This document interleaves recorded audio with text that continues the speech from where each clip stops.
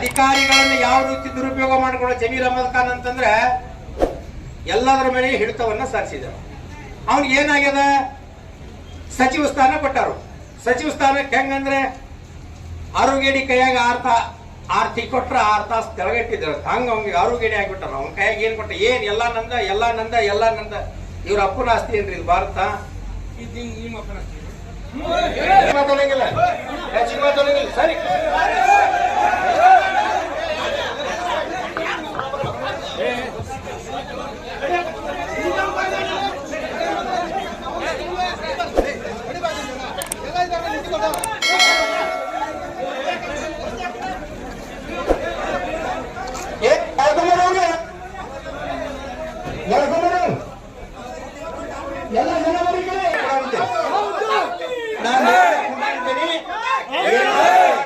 ಆರಕ್ಷಕ ಇಲಾಖೆ ಅವನ